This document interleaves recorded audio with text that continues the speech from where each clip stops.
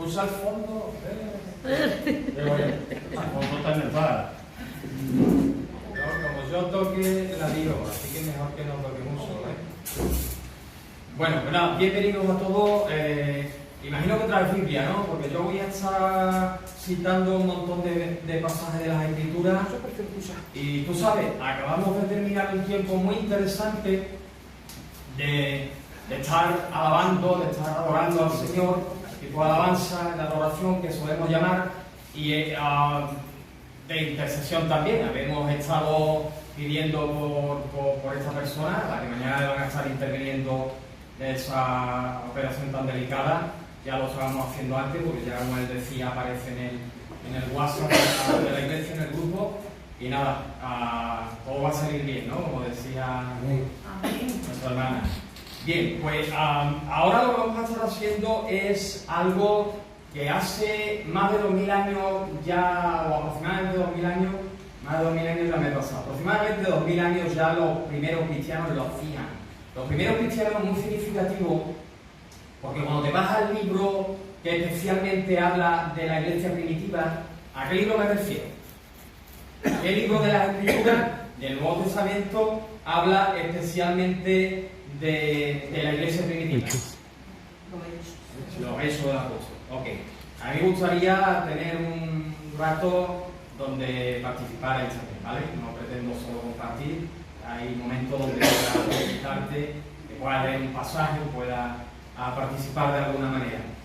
Si nos fuésemos a Hechos de los Apóstoles, que no lo vamos a hacer, encontraríamos que en la iglesia primitiva había 4 cosas en las que perseveraba. Una era, bueno, ¿quién me puede decir alguna? Pastores que no participen, por favor. ¿Quién me puede decir una de las 4 cosas en las que la iglesia primitiva perseveraba? En la oración. En la oración es una. Partimiento del pan 2. Me faltan 2. Los bienes, lo que... Vale, ok. Me siguen faltando 2, aunque esa es válida. No. Bien, bueno, va con el partimiento del pan, se refiere a la mesa del Señor. La comunión. Nuestra hermana, bueno, el partimiento del pan se refería a la comunión. Con maneras diferentes de hacer referencia a una misma experiencia, o mismo eso, la mesa del Señor, el partimiento del pan, la comunión. Se reunían en casas. Se reunían en casas, tenían la coinonía. Correcto, y la otra sería la doctrina. Correcto, sí. Eso es lo que vamos a estar desarrollando un poco en esta tarde, ¿vale? Normalmente lo que nuestro hermano pastor hace es compartir una palabra, eso está de bien para arriba. Yo voy a tocar otro palo, no voy a compartir un pensamiento, una palabra, voy a compartir una palabra, pero en clave doctrinal, en clave de estudio, que en este caso va a ser muy sencillo. Voy a dedicar poco tiempo a poder estar desarrollándola. Es interesante porque es vital de lo que vamos a estar hablando. Es interesante porque tiene que ver también con el evangelismo. El evangelismo es algo que en esta iglesia tiene un sentir, tiene un lugar significativo, ¿vale? ¿Por qué? Bueno, lo dice su nombre, somos una iglesia misionera. Y eso implica que en el corazón de nosotros, si no lo hay, debe de haber un sentir misional, un sentir de cumplir con esa misión fundamental a la que hemos sido encomendados. Ella, tú sabes, predicar, o en este caso llevar a cabo la Gran Comisión. La Gran Comisión, cuando hablamos de la Gran Comisión, bueno, lo presento como una pregunta. Con respuestas cortas, ¿quién me puede decir qué implica Gran Comisión? La pelota queda en vuestro tejado. ¿Qué implica Gran Comisión? Respuestas concisas y correctas. Y predicar el Evangelio. Implica predicar el Evangelio. ¿Qué más implica Gran Comisión? Hacer discípulos. Hacer discípulos. Y me falta una cosita también muy significativa. Bautizarlos, ¿no? Sí. La Gran Comisión descansa sobre 3 mandamientos. El primero es la punta de lanza, es predicar el Evangelio. El segundo es a aquellos que son convertidos, bautizarlos en el momento apropiado y la singularidad entre bautismo y hacer discípulo es que bautismo es una experiencia puntual. Bajamos a las aguas del bautismo una sola vez en la vida, con eso es suficiente. Pero la experiencia de ser hechos discípulos es una experiencia que dura desde que conocemos al Señor, desde que experimentamos aquello de lo que vamos a estar hablando en esta tarde, hasta que en este caso Él venga por nosotros. Y si tú has visto en el WhatsApp, en este caso, pues yo mandé unas imágenes y demás que un poco anunciaban de lo que íbamos a estar hablando en esta tarde. Vamos a estar hablando de la regeneración o el nuevo nacimiento.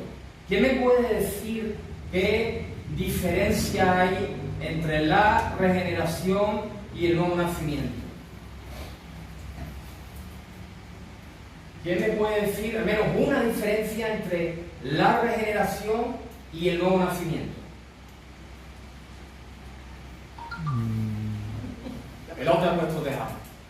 Hasta no lo podemos hacer, ¿no? Bueno, pues esa es la otra que dice Antonio que la recoge. Bueno, te la digo yo, no hay ninguna diferencia. El nuevo nacimiento, la regeneración es la misma doctrina. Ahora, esta doctrina es realmente fundamental. Tú vas a entender por qué. Quizá incluso hay, bueno, ¿por qué decir quizá? Hay en esta tarde incluso personas en este lugar que necesitan experimentar aquello de lo que en el nombre del Señor vamos a estar compartiendo a continuación. Lo primero que vamos a ver es la necesidad del nuevo nacimiento o de la regeneración. La palabra del Señor, vamos a buscar Eclesiastés capítulo 7. Yo no sé si tú eres rápido buscando en las Escrituras, pero en esta tarde sí voy a necesitar que la muevas con mucha rapidez, ¿vale? No todos los pasajes que voy a mencionar lo vamos a ver porque el tiempo es limitado y vamos a ir un poco al ritmo apropiado para no alargarnos excesivamente en esta tarde. Pero Eclesiastés capítulo 7, versículo 20, nos da una información muy interesante que es la que cito a continuación. Dice el escritor: ciertamente no hay hombre justo en la tierra que haga el bien y nunca peque. Ahora, fíjate lo que dice el versículo 29. Dice aquí: solamente esto he encontrado, que Dios hizo al hombre como. No está ahí.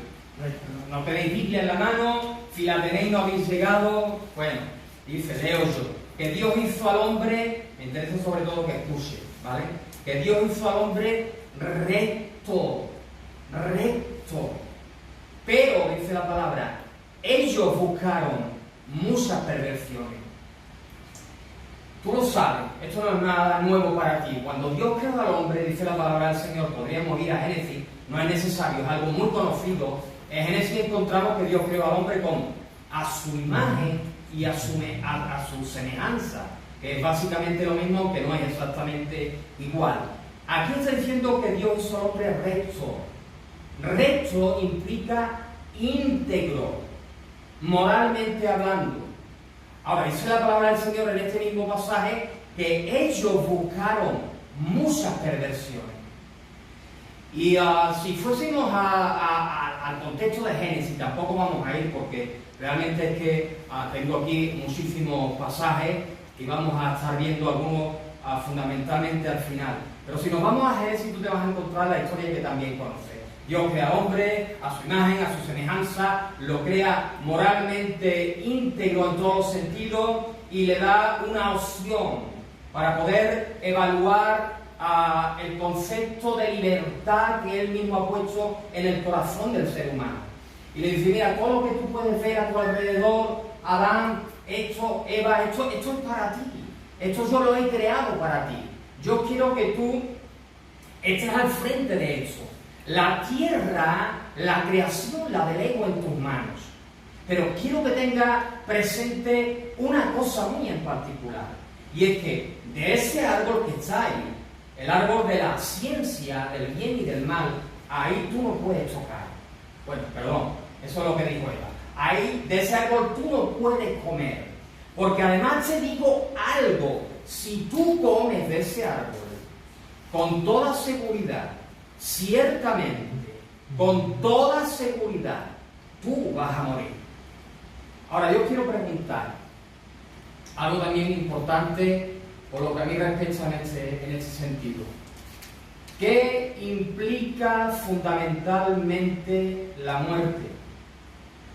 Si tuvieras que buscarme una palabra sinónima en cuanto a significado de muerte, en cuanto a lo que significa, ¿qué palabra se te vendría a la mente? Separación. Separación, ok, lo bordó, esa es la palabra clave. Muerte implica fundamentalmente separación. Piensa, por ejemplo, en lo que es la muerte física. De eso no quiero dedicar mucho tiempo a esto, pero creo que es importante, ya que estamos en un contexto de enseñanza, enseñarlo, porque sé que algunos no lo vais a conocer y venimos precisamente a aprender de las Escrituras, ¿no? Hay 3 clases de muerte de la que nos habla la palabra del Señor. Una es la muerte física, otra es la muerte espiritual y otra es la segunda muerte. ¿Qué implica la muerte física? Implica que, bueno, pues imagínate, eso nos llevaría a lo que es la esencia del ser humano. La palabra de Dios enseña que el hombre tiene una esencia material o física, que es lo que vemos cuando miramos a una persona. Cuando tú miras a una persona, tú no ves su espíritu, tú no ves su alma, tú ves su cuerpo. Pero la persona, tú, yo, nosotros, el hombre en general, no solo es cuerpo. Sabemos que no solo es cuerpo porque Dios nos ha revelado que el hombre no solo es cuerpo, sino que el ser del hombre está compuesto o de 3 partes, sea cuerpo, alma y espíritu, o de 2 partes, entendiendo una parte física al cuerpo y una parte etérea o espiritual que implicaría el alma y el espíritu. Entonces, ¿qué es muerte física? ¿Qué ocurre cuando una persona físicamente hablando muere? Y la llevamos al tanatorio y la enterramos o la incineramos. Lo que ocurre, según las Escrituras, es que su alma, su espíritu, sale de su cuerpo, y ahí viene el término, se separa de su cuerpo. Y cuando sale el alma y el espíritu, el cuerpo se desploma. ¿Se desploma por qué? Porque el alma y el espíritu es lo que dan vida, es donde está la vida que Dios sopló en el Edén, en el ser humano. Entonces, cuando esa vida sale, el cuerpo se desploma. Eso es la muerte física. La muerte espiritual implica, pues, el hecho de que cualquier persona que no tenga una relación personal con Dios, en este caso, con Él, está separado. Está muerto espiritualmente significa que está separado. No puede acceder a esa relación. Dios la quiere tener. Dios quiere tener una relación con todas las personas. Pero hay algo que impide esa relación, que ya tú sabes qué es. Es el pecado. Hay bueno, dejo lo que iba a decir aparte porque si no, entonces no me centro en eso. Es interesante lo que te iba a decir y si tengo luego tiempo te lo voy a compartir, porque es una manera de hablar con las personas que no conocen al Señor, una manera estratégica, jugando con las palabras, dándole un sentido equivalente al concepto que las personas manejan fuera, pero usando una terminología bíblica. O sea, por ejemplo, mira, ya por eso te lo voy a decir. A las personas, si tú les dices, ayer lo hicimos, estuvimos Paco y yo hablando de unos jovencitos y lo pudimos estar planteando de esa manera. A cualquier persona tú le dices, a ver, lo vamos a hacer de eso aquí. Si yo os preguntara y os dijera, os solicitara, que me levante la mano cualquiera de vosotros que sea perfecto, ¿quién levantaría la mano? Nadie levantaría la mano. Yo esto lo planteé como estrategia la primera vez hace 3-4 semanas en la boda de mi hijo con 150 personas por delante y les planteé esta pregunta. Les dije, necesito preguntaros algo, nada más iniciar el mensaje. Necesito que aquel que sea perfecto me levante la mano. Nadie. Y digo, no te preocupes, porque no solo en este lugar, sino en ningún lugar de Jerez, pero ni en Jerez, ni en España, ni en Europa, ni en el mundo entero, ni en ningún momento de la historia, ninguna época de la historia. Y en el desarrollo de esa misma predicación yo le decía a las personas, a eso que tú llamas imperfección, Dios lo llama pecado. Ese pecado es lo que nos separa de Dios, lo que crea un muro entre el Dios santo, santo, santo y el hombre pecador, el hombre que es transgresor de la ley de Dios, el hombre que es, y esto es un término propio, no lo iba a usar en la boda, omití el hacerlo, pero el hombre que transgrede la ley moral de Dios es un delincuente moral. No sé si el término lo ha oído en una ocasión, yo como que entre comillas lo inventé, es un delincuente moral. Pero digo, no les voy a decir a los que están aquí en la boda de mi hijo que son delincuentes morales y no son capaces de levantarse y marcharse, ¿no? Pero es la verdad, si tú eres pecador, tú eres un delincuente moral, eres un transgresor de la ley del Señor. La segunda muerte es la muerte que aquellos que conocemos al Señor no queremos que las personas que no le conocen experimenten, porque segunda muerte equivale al infierno, equivale a la condenación, equivale ahí viene al término que el hermano os decía, que es el término apropiado en relación a la muerte, equivale a una separación eterna de la presencia de Dios, donde ya no hay posibilidad de ser restaurado en la comunión con Dios, sino que así como Dios es eterno, así como su palabra o la vida que Él da es eterna, la muerte que Él declara en clave de sentencia a aquellos que rehúsan creer en Cristo, también es una sentencia, una condenación con carácter eterno, es segunda muerte, es una separación para siempre, sin la presencia de Dios, sin ninguna posibilidad de ser restituido a la vida. ¿Quién quiere eso? ¿Verdad, hermano? ¿Quién quiere eso? Nadie. La gente está con la mente, con el corazón embotado, cauterizado, y nosotros, la Iglesia de Jesucristo, tenemos el único mensaje que es capaz, porque tiene poder de Dios para salvar, de al anunciarlo, hacer que la persona realmente en su hombre interior sea que pueda tener la luz, el impacto de Dios suficiente como para girarse, como para convertirse, como para volverse a Dios, que es decir lo mismo de diferentes maneras.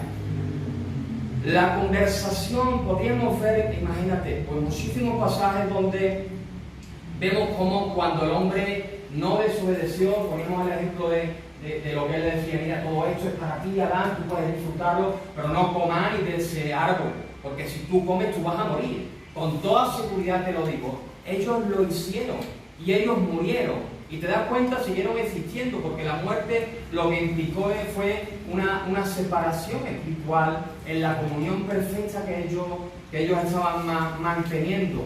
Pero a partir de ese momento, el hombre se empezó a deteriorar, se empezó a depravar, se empezó a degenerar. Y por eso que el hombre se degenera por el pecado, es necesario una regeneración o nuevo nacimiento, que es de lo que en esta tarde estamos hablando. Hay muchísimos pasajes. Yo, si quieres aprender más sobre esto, te recomiendo en casa que puedas leer, no sé, el capítulo 1, el capítulo 3 de Romanos, y ahí tú vas a ver realmente cómo se habla de esto. Génesis capítulo 6, donde dice la palabra del Señor, 6:5, que todo el pensamiento de las personas era solamente de continuo, nada más que hacer el mal. No pensaban en otra cosa, simplemente en hacer lo malo. Pero párate un momentito, Dios no creó al hombre recto, sí, pero el hombre pecó contra Dios. Y en ese desobedecerle es que el hombre da pie a ese deterioro moral que afecta a toda su conducta, a todo su ser. No solo es que te vas a morir físicamente, es que ya tú pecas en contra de la voluntad de Dios con tu pensamiento, con tu boca, y con tus acciones, ¿no? Es una depravación general. Entonces, eso habla de la necesidad del nuevo nacimiento, de la regeneración. Porque es necesario, lo vuelvo a decir y continúo, es necesario la regeneración o nuevo nacimiento, es necesario porque el hombre se degeneró al darle la espalda a nuestro Dios. Ahora, hablamos por un momento también de la importancia del nuevo nacimiento. Y ahí es que nos vamos a este pasaje tan conocido donde Jesús tiene una conversación con Nicodemo. Es Nicodemo que provoca esa conversación. Él va a buscarle de noche a Juan capítulo 3, ya tú conoces y lo puedes buscar mejor. Dice que, recuerda, hablamos de la importancia del nuevo nacimiento, ya hablamos de la necesidad que hace que el nuevo nacimiento sea totalmente necesario para el ser humano.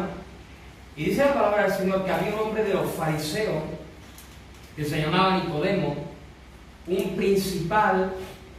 Cuando se dice un principal, se está diciendo, principal se refiere a un gobernante, a una autoridad en el contexto del concilio de Jerusalén, en el Sanedrín. Bueno, una autoridad, un principal entre los judíos. Dice que él se vino a Jesús de noche. ¿Por qué fue de noche? Fue de noche porque él estaba viendo que Jesús era otro profeta más. Pero no se atrevía a plena luz del día de acercarse a él. Y buscó el amparo de la oscuridad de la noche para acercarse al maestro. Dice la escritura que le dijo, maestro, rabí, sabemos que has venido, y dice sabemos, no sé si sabemos, no dice sé, dice sabemos. No sé si usa el término porque realmente hay otras personas que están creyendo lo mismo que él, aunque él va solo. Pero él dice, sabemos que has venido de Dios como maestro porque nadie puede hacer estas señales que tú haces. Y me llama a mí la atención lo que le llama la atención a él. Porque dice, nadie puede hacer. A Nicodemo le llamó la atención las obras del Señor, lo que él hacía. Y pensaba yo de manera paralela, ¿no?, en la meditación del texto y tal, lo lanzo con una pregunta retórica, o sea, no me tienes que contestar, pero la pregunta sería, ¿llamamos también nosotros la atención a la gente que nos rodea por la manera en la que vivimos, por las obras que hacemos, por la forma en la que hablamos, por la forma en la que nos comportamos? ¿Llamamos la atención? ¿Captamos la atención? ¿Marcamos la diferencia? ¿Realmente proyectamos ese efecto de ser luces o luminares en medio de una sociedad que se desarrolla en oscuridad moral? ¿O pasamos desapercibidos? No hay un reflectar la luz de Cristo en nuestro comportamiento diario, en lo que llamamos testimonio, ¿no? Bueno, él dice, yo me doy cuenta que nadie puede hacer estas señales que tú haces si no está Dios con él. O sea, yo vengo porque yo creo que Dios está contigo, Nicodemo. Y Jesús a mí aquí siempre me ha impactado la respuesta que le da. Con la samaritana ya también yo cuando prediqué lo estuve diciendo, de que va al grano, no se anda por la... no circunvala el asunto, le responde de manera tajante y le dice, de cierto te digo, o dicho de otra manera, te digo con toda seguridad, Nicodemo, que el que no naciere de nuevo no puede ver el reino de Dios. Y eso lo leemos tan pronto, es muy interesante. Es muy interesante conocer qué hay detrás de todo eso, si realmente tú quieres ser un instrumento eficaz en las manos del Señor, como testigo de Jesucristo. Mira, si no eres testigo de Jesucristo, creo que tienes un cristianismo muy desenfocado. Tienes un cristianismo de 50%, vamos a decir. Y ese 50% tuyo o mío, dependiendo de cuál sea quien sufra la sintomatología, está enfocado en la experiencia con Dios, en el contexto de iglesia, de puerta para adentro. Y cristianismo tiene una esfera de desarrollo, de madurez cristiana que tiene que ver de la puerta para adentro, donde hacemos cosas como esta. Le cantamos, le adoramos juntos, nos ministramos la palabra, no sé, la enseñanza, etcétera, todas estas cosas, la comunión, pero luego está lo que complementa nuestra fe, que tiene un desarrollo externo, tiene que ver con el que está afuera, tiene que ver con el que no ha nacido de nuevo, tiene que ver no con el que ya ha sido regenerado nosotros, sino con el que aún no ha sido regenerado y que por lo tanto está degenerado, está perdido, está muerto, etcétera, etcétera, etcétera, ¿no? Podríamos decir, hay muchas cosas. Pero él le dice, Nicodemo, voy al grano, y el grano es que si tú no naces de nuevo, tú no puedes ver el reino de Dios, olvídate. Déjame desglosar un poco las palabras de Jesús. Por ejemplo, le dice, el que no naciere, el que abarca a todo el mundo.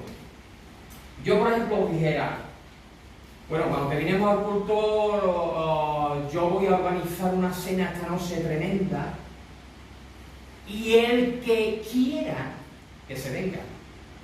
¿A quién estoy invitando a decir el que quiera? A todo, ¿no? El que quiera, ¿no? A cualquiera de vosotros. Él está diciendo el que no naciera de nuevo, se está haciendo referencia a cualquiera. Las palabras no solo son para Nicodemo. Si en esta tarde tú estás en este lugar y tú sabes en tu corazón, tú sabes que tú no has nacido de nuevo, estas palabras de Jesús son para ti, que no has nacido de nuevo. Entonces harías bien estar especialmente atento, porque a mí las palabras me bendicen, estas palabras a mí me pueden bendecir, me bendicen, pero lo que Jesús me está ofertando, lo que está poniendo a mi alcance, yo ya lo he tomado hace más de 30 años. Yo ya lo tomé. Él me hizo saber en 1987 a 11:30 de la mañana, el 9 de febrero, en la Plaza Arenal, me hizo saber que yo necesitaba nacer de nuevo. Y mi respuesta a Jesús fue, no me voy de este lugar sin hacerlo. Si lo necesito y entiendo que lo necesito, me doy cuenta que lo necesito, después del mensaje que me han dado, yo no me voy para mi casa y los hermanos me decían, no, pero tú puedes venir al culto cuando escuchas al pastor de levantar la mano para recibir al Señor, levanta tu mano y reciba al Señor. Y yo le decía a los dos o tres hermanos que me estuvieron predicando el mensaje, digo, pero bueno, yo lo puedo aceptar aquí. Sí, entonces aquí. Yo ya sé que soy pecador, yo ya sé que estoy perdido, yo ya sé que he atentado contra la ley del Señor, yo ya sé que eso me separa de Él, que me lleva a una condenación horrorosa, que no puedo hacer nada para cambiar eso, que no tengo que hacer nada para cambiar eso, porque ya Él lo ha hecho todo. Aleluya. Lo que tengo que hacer es recibir en fe eso que Él ha hecho. Dícese, creer que Él ha muerto por mis pecados, creer que Él ha muerto en mi lugar, creer que Él ha resucitado entre los muertos y reconocer delante suya que soy pecador y que me arrepiento de mi pecado. Y cuando yo con 19 años hice eso, hermano, a mí me guiaron en la oración, porque yo no sabía orar, yo nunca había hablado con Dios, yo no sé tú, creo que tampoco antes de conocerle, pero me dijeron, mira, si quieres te guiamos en la oración, sí, porque yo no sé cómo hablar con Dios. Bueno, pues él dice que donde 2 o 3 están reunidos en su nombre, él está en medio. Entonces, repite mi oración, pero lo que tú vas a decir, te lo vas a decir a él que está aquí, ¿vale?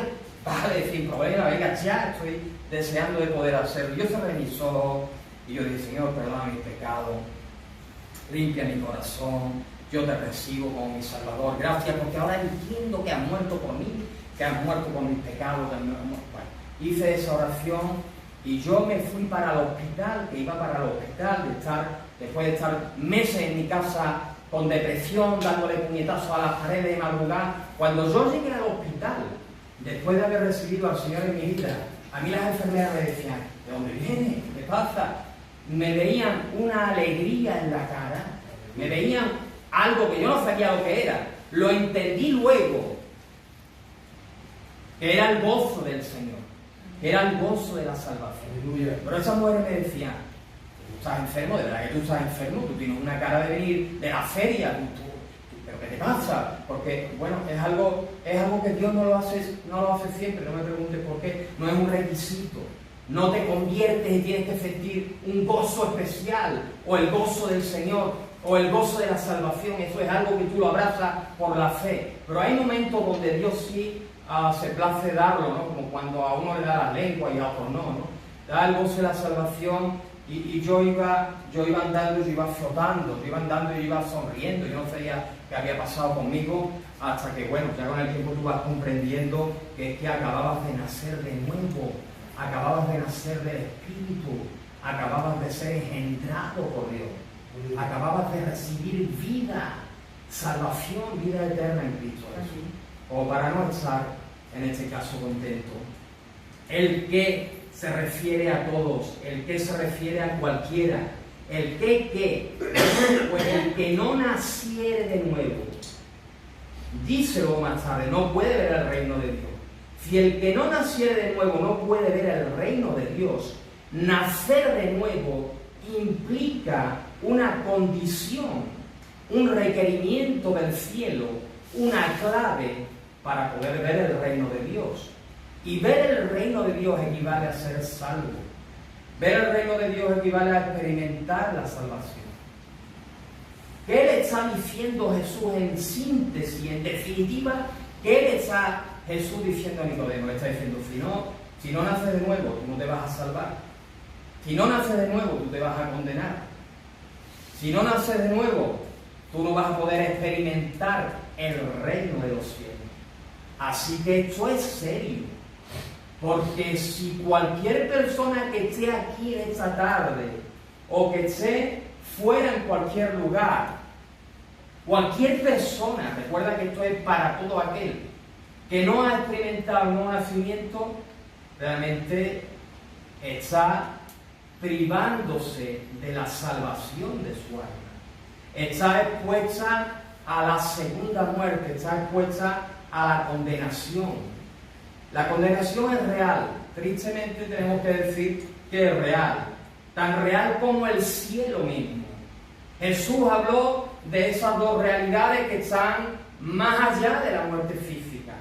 Habló del cielo y a nosotros nos dijo, no se preocupen, no se turben, yo me voy, pero voy a preparar un lugar para vosotros allí en el cielo. Y cuando ya esté todo arreglado y la iglesia haya llegado a su culminación, los que hayan de ser salvos, hayan sido salvos, yo voy a regresar y yo voy a llevar conmigo para que estéis conmigo por toda la eternidad. Jesús habló de ese lugar donde nuestra hermana Mercedes nos citaba el domingo en el culto, en Apocalipsis 21, que es un lugar, bueno, es el cielo, ¿qué te voy a decir?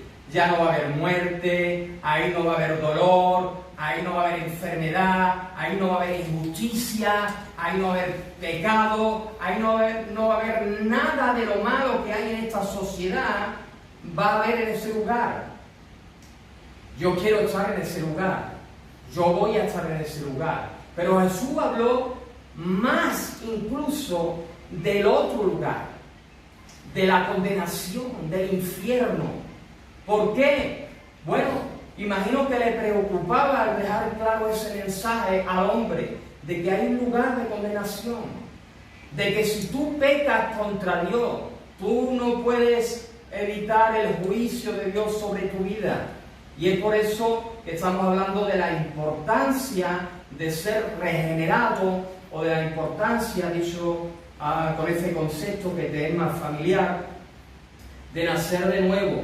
¿Cuál es el método para nacer de nuevo? ¿Cómo yo puedo nacer de nuevo? Bueno, el mismo pasaje te lo está diciendo, mira, lo tienes delante. De cierto dice Jesús, el que no naciere de nuevo no puede ver el reino de Dios. Y ese hombre, que era un maestro en la religión judía, se sorprende y él dice, bueno, ¿cómo es posible que un hombre siendo viejo pueda nacer otra vez? ¿Puede acaso entrar por segunda vez en el vientre de su madre y nacer? Y Jesús le dice, no te equivoques con eso, yo te voy a decir, de cierto te digo, de igual manera, Nicodemo, con toda seguridad tú tienes que saber que el que no naciere del agua y del Espíritu no puede entrar en el reino de Dios. Entrar en el reino de Dios, ver el reino de Dios, ya lo he dicho, equivale a ser salvo, a entrar en el cielo, a establecer una relación personal con el único Dios verdadero en esta tierra y mantenerla por toda la eternidad. Entonces, bueno, ¿cómo? Jesús dice, la forma en la que el hombre y la mujer pueden nacer de nuevo pasa por nacer de agua y nacer del Espíritu. Y déjame simplemente aclarar un poco ese concepto, a menos que todo el mundo lo sepa. Si todo el mundo sabe qué quiere decir Jesús con eso de nacer del agua y nacer del Espíritu, yo me salto todo eso y voy al apartado final, al punto final. ¿Todos saben qué es nacer del agua y del Espíritu? Y si todos saben, ¿alguien lo puede explicar?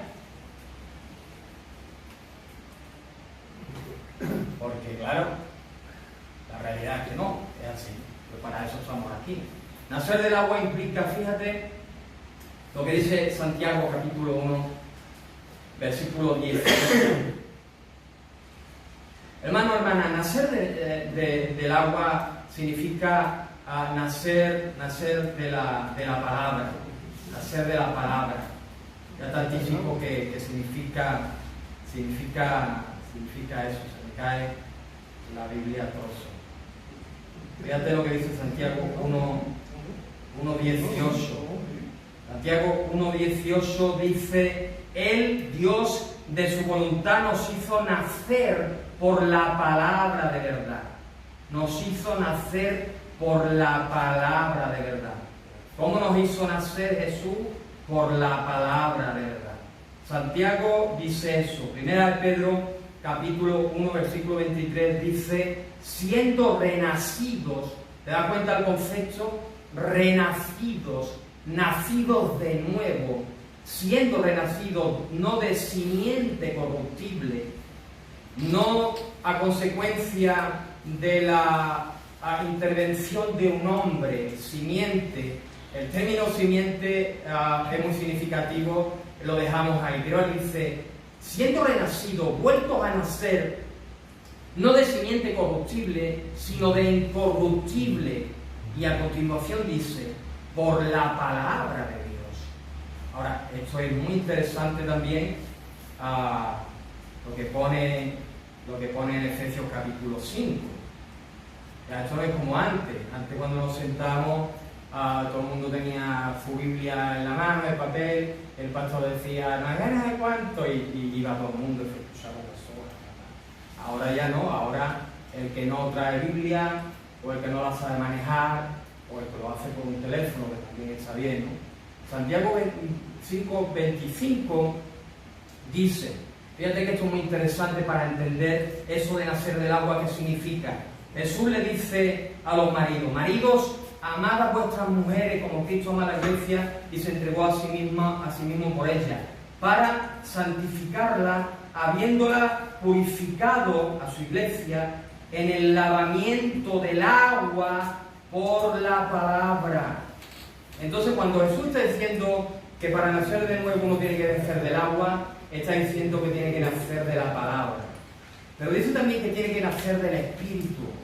Y la palabra de Dios lo que nos enseña, para no entrar a estar buscando más pasajes, si lo quieres luego me lo dice, yo te digo cuáles son algunos de ellos. Nacer del agua, nacer del Espíritu, hacen referencia el agua a la palabra de Dios y el Espíritu, pues al Espíritu Santo. En esa realidad que Jesús llama nuevo nacimiento, es una experiencia espiritual. Y para que esa experiencia de una persona nazca de nuevo se dé, hay un instrumento que se debe de usar, y es la palabra de Dios. La palabra de Dios que queda simbolizada, tipificada, figurada bajo el concepto del agua. Luego vemos algo al respecto para terminar. Y hay un agente divino, ya tú sabes, Dios es uno, pero Dios se revela en su palabra bajo la persona del Padre, bajo la persona del Hijo, bajo la persona del Espíritu Santo. Es el Espíritu Santo el que, conforme a la palabra de Dios, sabemos que es quien actúa, hermano, hermana, cuando predicamos el Evangelio, usando la palabra que tú o yo anunciamos a la persona a la que le estamos predicando. Él, el Espíritu, usa la palabra que tú le estás dando. No es una palabra cualquiera. Porque ¿a qué nos envió Jesús? Alguien lo dijo algo en el contexto de la Gran Comisión. ¿A qué nos envió? ¿Quién me lo repite? ¿Quién me lo recuerda? Dijimos 3 cosas. La primera, la más importante, o la inicial, importantes son las 3. Cumplir la Gran Comisión, que implica inicialmente ir y predicar el Evangelio. No dudes. Si dudas es porque no lo tienes claro. Predicar el Evangelio. Luego, si la persona se convierte, si la persona nace de nuevo, entonces entramos a darle a conocer todas las cosas que Jesús nos ha dejado para que la persona crezca en la fe, para que se santifique, para que madure, etc. Y en el desarrollo de esa relación que comienza con el Señor, hay un momento dado donde tiene la experiencia de bajar a las aguas del bautismo. Le bautizamos en el nombre del Padre, del Hijo y del Espíritu Santo. Pero cuando nosotros estamos, se me fue lo que iba a decir, perdí el hilo. Cuando nosotros estamos predicando esa palabra, el Espíritu Santo te está queriendo usar a ti, queriendo usar a mí, realmente queriendo usar a cada creyente. Porque como nos repiten tanto desde el púlpito, y gloria a Dios por eso, yo también soy muy repetitivo en ese sentido, o menos en relación a las cosas que realmente son especialmente importantes, ¿no? Ayer me recordaba Paco las palabras de Pablo cuando él decía, bueno, a mí no me importa repetir la misma cosa porque para mí no es una molestia, ¿no? El predicar la palabra, el Evangelio, no es una palabra cualquiera. Cuando tú te acercas a una persona a predicar el Evangelio, lo que te ha encomendado el Señor es predicar el Evangelio. No es que te acerques a la persona y le cuentes la Biblia entera. No es que le hable desde Génesis hasta Apocalipsis. No, a eso no hemos sido enviados. Hemos sido enviados a dar un mensaje concreto, específico, que tiene que ver, evidentemente, iba a señalar a la cruz, aquí no tenemos cruz, que tiene que ver con Cristo Jesús. La Biblia tiene que ver con Cristo. El mensaje de la Biblia tiene que ver con Cristo. Y cuando Él nos envía, como el Padre le envió anteriormente a él a predicar el mensaje, nosotros tenemos que ir a dar un mensaje específico. Y ese mensaje específico, cuando tú se lo anuncias a la persona, el Espíritu Santo está tomando esa palabra, que además es suya, Él la inspiró. Esa palabra que es el Evangelio, que tiene poder de Dios para impactar a la persona y que se pueda salvar, para provocar, nos hablaba nuestro hermano pastor la semana anterior de la fe, provocar fe salvífica, fe para salvación. El Espíritu Santo está usando esa palabra. Él es el agente divino que te usa a ti como un colaborador suyo para predicar el Evangelio de poder, para que esa persona oiga, crea y se convierta o nazca de nuevo, se regenere. Ahora te das cuenta en todo este entramado la importancia que tienes tú. Porque si no es Isaías 6, ¿a quién enviaré? ¿A quién voy a mandar? Isaías dijo, envíame a mí.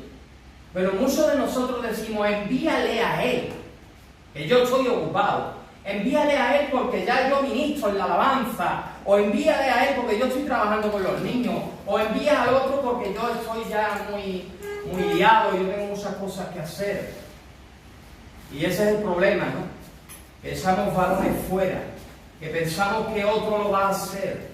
Que pensamos que otro lo debe de hacer. Y no nos damos cuenta. O no queremos darnos cuenta que realmente el ministerio de la reconciliación es para todos, es para ti. Y que si no sabes cómo desarrollarlo, aprende, pregunta a tus pastores, pregunta al maestro de la iglesia, pregunta, ve a los ministros de la palabra y dile, sinceramente, yo no sé compartir mi fe, yo no sé compartir el Evangelio, enséñame a hacerlo, porque Él tiene la responsabilidad de enseñarte si tú no lo sabes hacer. Pero no puedes dejar pasar de largo esa responsabilidad tan grande, ¿no? Así que bueno, nacer del agua, nacer por el agua, nacer por el Espíritu. Y ahora ya terminamos muy brevemente, ¿vale? Ya están unos minutos y concluyo con esto, haciendo referencia al efecto del nuevo nacimiento. ¿Qué ocurre cuando una persona nace de nuevo? Bueno, lo que ocurre cuando una persona nace de nuevo es lo que pone en 2 Corintios capítulo 5, versículo 17. ¿Qué pone en 2 Corintios capítulo 5, versículo 17? ¿Alguno lo sabe de memoria? ¿Alguien lo sabe de memoria?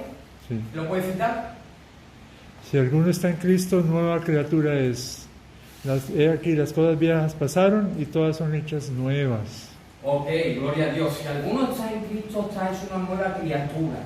¿Qué ocurre cuando se predica el Evangelio a una persona? Dios provoca fe para salvación, la convence de pecado, de justicia y de juicio, nace de nuevo. Ocurre que Dios hace en él una nueva criatura. ¿Pero dónde? En su interior. Por eso las Escrituras hablan del hombre interior. Evidentemente también de la mujer interior. Le hace referencia al hombre no desde la perspectiva masculina, sino genérica. El hombre como ser humano, ¿no? Y ahí entra el hombre y ahí entra la mujer. Pero hace un hombre nuevo. No al viejo lo reforma, no, hace un hombre nuevo en su interior. ¿Y qué pasa con el hombre viejo? ¿Qué pasa con la mujer vieja? Pues pasa que sigue estando ahí. Y ya quisiéramos mucho que cuando nacemos de nuevo el viejo Antonio, el viejo Juan, el viejo Paco, el viejo cualquiera de nosotros, Dios lo elimina, lo anula, lo fulmina de tal manera que ya no está y que solo está el nuevo. Y que ese nuevo, ese que ha nacido de nuevo por el Espíritu, por la palabra, es perfecto y ya no peca y ya solo quiere de Dios y quiere reunirse y quiere predicar y quiere alabar y quiere crecer y todas esas cosas a las que estamos llamados en esa nueva creación en Cristo. Pero la realidad es que el viejo sigue estando, como dice la palabra, con sus viejos deseos, tirando de su pico de la manta, queriendo hacer lo mismo que hacía antes. Y si hay que mentir, se miente. Y si hay que insultar, se insulta. Y si hay que acomodarse, me acomodo. Si hay que criticar, se critica. Si hay que murmurar, se murmura. Eso el viejo hombre, la vieja mujer que sigue estando en nosotros, siempre lo va a querer hacer. Y por eso entramos al nacer de nuevo en una confrontación permanente. Por un lado, como si fuera un combate de boxeo, ¿no? Por un lado, a un lado del cuadrilátero tenemos al viejo hombre, señores, tiene 40 y tantos años, X, lo que tú quieras decir. Pero al otro lado del cuadrilátero está el nuevo, está el que ha nacido de nuevo en Cristo Jesús. Y ese sí tiene las cosas que te voy a citar en los próximos 5 minutos para terminar. Ese nuevo hombre tiene una nueva vida. Fíjate lo que pone en Romanos capítulo 6. Tengo aquí para citarte otros pasajes, ya por el tiempo no lo vamos a hacer.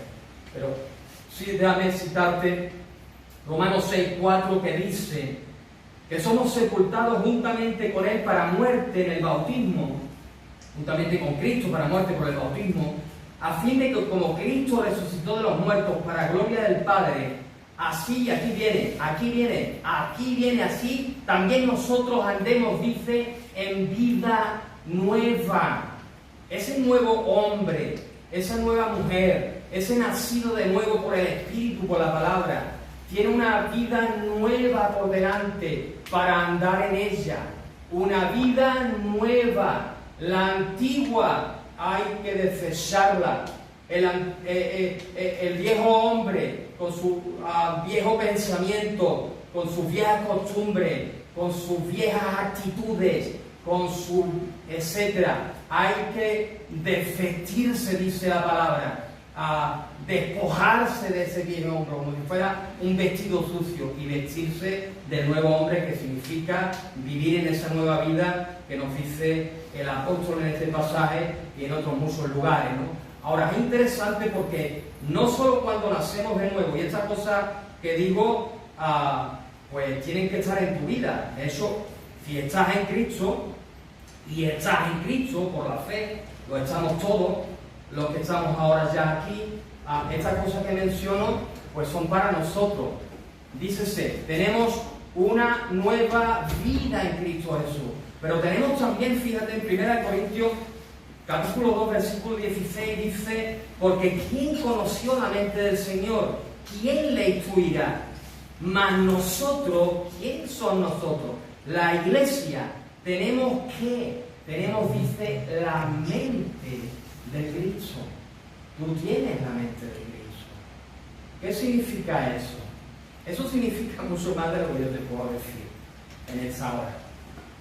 Pero una de las cosas que sí que te puedo decir que significa e implica tener la mente de Cristo es que en ti está el sentir por el Espíritu que hubo en Cristo. Y el sentir fundamental, entre otras cosas que se podría mencionar, que hubo en Cristo, fue el de sujetarse a su Padre, el de obedecer a su Padre. Él dijo: yo no he venido a hacer mi voluntad, yo he venido a hacer la voluntad del que me envió. Tener la mente de Cristo implica ese deseo de andar conforme a la voluntad del Señor. Esto es mucho más amplio, solo es un bosquejo de lo que tú tienes o lo que tú puedes tener si tú naces de nuevo, ¿no? Tienes una nueva vida, tienes una mente nueva, pero tienes también, y este pasaje es muy interesante, si tú puedes buscarlo, yo te lo voy a agradecer y tú te vas a alegrar que lo puedas leer. Yo lo conozco hace muchísimos años, y es que en el Antiguo Testamento, Ezequiel 36, esto es ya para terminar. En el Antiguo Testamento, es el último pasaje que vamos a estar viendo. En el Antiguo Testamento ya se nos hablaba del nuevo nacimiento. Qué curioso, en clave profética. Ezequiel 36, versículo 24 en adelante, él le está diciendo a Israel, ¿no? Y curiosamente la iglesia ha experimentado esto antes que Israel. Pero él le dice: yo voy a tomar de las naciones y os recogeré de todas las tierras y os traeré a vuestro país. Les dice que los va a recoger de las naciones y los va a traer a su país, porque antes le había dicho: os voy a esparcir por vuestra desobediencia. Y así ocurrió. Israel fue esparcido por todas las naciones, pero el Señor, en clave profética, le había dicho: te voy a esparcir, pero te voy a recoger también, que es lo que le está diciendo aquí. Yo te voy a tomar desde las naciones, yo te voy a recoger de toda la tierra y te voy a traer a tu país, a tu tierra. Ahora, fíjate lo que dice a continuación: esparciré sobre vosotros, recuerda, agua limpia. Se está refiriendo a la palabra. Y evidentemente seréis limpiados ¿de qué? De todas vuestras inmundicias. Eso ocurre en el nuevo nacimiento. Él limpia el corazón por la sangre de Cristo. Así que dice: esparciré sobre vosotros agua limpia, seréis limpiados de todas vuestras inmundicias, de todos vuestros ídolos os limpiaré. Ahora, ¿qué tenemos además de una nueva vida, una nueva mente cuando nacemos de nuevo? Tenemos un nuevo corazón. Dice el versículo 26: os daré corazón nuevo. Y más adelante al final dice: quitaré de vuestra carne el corazón de piedra y os daré un corazón de carne. Entonces está diciéndole a Israel, y aquellos que nacen de nuevo lo experimentan. Nosotros lo hemos experimentado ya en Cristo. Yo te voy a limpiar con mi palabra. Yo te voy a limpiar por lo que Jesús hizo en la cruz del Calvario. Derramar su sangre para limpiarte. Pero yo te voy a dar un corazón nuevo. Un corazón de carne. ¿Qué implica eso de un corazón de carne? Encontrarse con un corazón de piedra que Él dice que va a quitar. Implica que cuando uno nace de nuevo, nos da un corazón sensible, un corazón con anhelo, con deseo de hacer, en ese caso, la voluntad de Dios. Así que no sé si estás tomando nota, pero fíjate, te vuelvo a recordar una vez más. Cuando tú naciste de nuevo, Dios te dio una nueva vida, te dio una mente nueva, como la de Cristo, te dio un corazón nuevo. El pasaje sigue diciendo, porque aquí no termina eso, dice, os daré un corazón nuevo y pondré espíritu nuevo dentro de vosotros. Así que cuando nacimos de nuevo en Cristo, no solo Él nos da un corazón nuevo, nos da un espíritu nuevo. Hermano, qué bueno, ¿no? Un espíritu nuevo. Y eso parece cualquier cosa, pero es que esto no se compra. Esto no vas a Hipercore y dices, bueno, dame un par de espíritus nuevos por si no se me rompe. No, esto no se compra. Esto es un regalo que solo Dios puede dar. Un espíritu nuevo para nosotros. Lo tenemos en Cristo. Nos da un nuevo sentir, que ya lo he mencionado. Él dice, yo te voy a quitar el corazón de piedra y yo voy a poner en ti un corazón, en este caso de carne, tierno, sensible. Un corazón que desee mi cosa, que desee conocerme, que me desee a mí, que desee conocer y hacer mi voluntad. Y es interesante porque ese corazón tiene que ver con lo que dice a continuación. Pondré de vosotros mi espíritu y haré que andéis en mis preceptos y guardéis mis estatutos y los pongáis por obra. El corazón nuevo, el espíritu nuevo que Dios ha puesto en ti cuando naciste de nuevo, es el que hace que tú desees andar en la voluntad del Señor.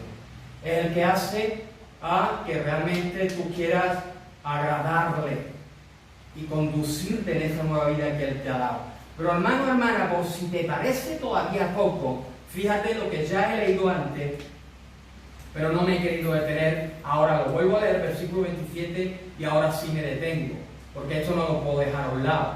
Este es ya, si cada una de estas cosas son una bendición increíble que tenemos que valorar, porque si te quitan esto que estoy citando, pues estás muerto, pues estás perdido, pues estás sin esperanza, estás sin Dios en medio de ese mundo. Pero no es así. Tienes nueva vida, tienes una mente nueva, un corazón nuevo, un espíritu nuevo, un sentir nuevo y tienes una nueva presencia, ni más ni menos que la presencia de Dios en tu corazón. Dice el Señor, y pondré dentro de vosotros mi espíritu. Wow, yo no sé si esto después a lo mejor de los años ya como que no te zarandea, como que no, como si te hubieran dicho, mira que te voy a regalar un paquete de palomitas, que tengo dos. No, es el Espíritu de Dios en tu corazón. El Espíritu Santo de Dios morando en ese corazón nuevo que Dios te ha dado. Y ese Espíritu es el que, haciendo morada permanente en cada uno de nosotros, está con nosotros todos los días y hasta el fin del mundo. ¿Recuerda las palabras de Jesús, la gran comisión al final? Le dijo, a ver, a veces olvidamos esto, ¿no? Él nos dice, y a todas las naciones, predicar el Evangelio a toda criatura, enseñarles que guarden todas las cosas que yo os he mandado y bautizarlo en el nombre del Padre, del Hijo y del Espíritu Santo. Ahora recuerden algo, yo estoy con vosotros todos los días. Que no es que os digo que vayáis y yo me quedo aquí esperando o no sé, las cosas del cielo. No, yo, Jesús dice, te dice a ti, me dice a mí, nos dice a la iglesia, yo estoy contigo.